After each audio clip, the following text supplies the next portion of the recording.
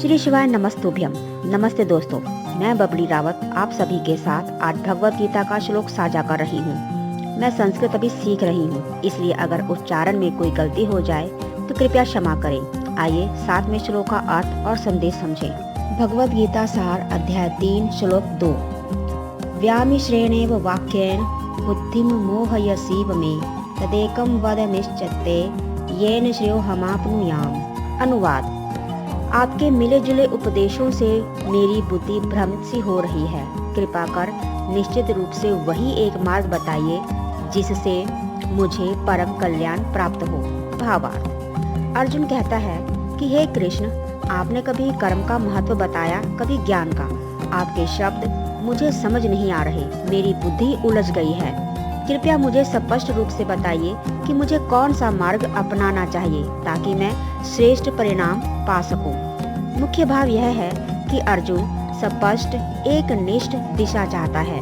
आध्यात्मिक व्याख्या: उलझन आध्यात्मिक प्रगति का पहला चरण है। जब साधक ज्ञान को समझना शुरू करता है तो पहले भ्रम होता है। यह सामान्य है। ज्ञान और कर्म दोनों विरोधी नहीं। अर्जुन को लगा कृष्ण दो बातें कह रहे हैं, जबकि वास्तव में कृष्ण यह बताने वाले हैं कि ज्ञान और कर्म एक दूसरे के पूरक हैं। मन स्पष्टता चाहता है। मन तब ही शांत होता है जब जीवन का मार्ग साफ हो। इसलिए अर्जुन एक निश्चित मार्ग चाहता है। यही हर इंसान की मनःस्थिति होती है।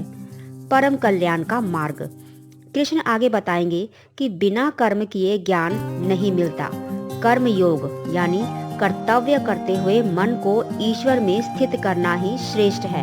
उदाहरण: मान लो किसी विद्यार्थी को दो सलाहें दी जाती है।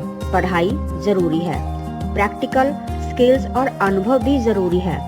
वह कंफ्यूज हो सकता है कि क्या पढ़ाई छोड़कर स्किल सीखूं या स्किल छोड़कर केवल पढ़ाई करूं। वैसे ही अर्जुन कहता है, भगवान आप मुझे दोनों तरह की बातें बता रहे हैं। कृपया साफ साफ बताइए कि मुझे अभी क्या करना चाहिए। यह वही स्थिति है जब हम भी लाइफ में कंफ्यूज होते हैं। संक्षिप्त सार: अर्जुन को ज्ञान और कर्म की बात समझ में नहीं आ रही। वह स्पष्ट दिशा चाहता है।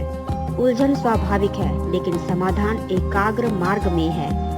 कृष्ण आगे बताएंगे कि कर्तव्य का पालन करते हुए ईश्वर में मन लगाना ही श्रेष्ठ मार्ग है। अगर आपको ये वीडियो पसंद आया हो तो इसे लाइक करें, शेयर करें और दिव्य ज्ञान चैनल को सब्सक्राइब करना न भूलें। अगले भाग में हम गीता के अगले श्लोक का गहन विश्लेषण करेंगे। तब तक के लिए श्री शिवाय नमस्तुभ्यम।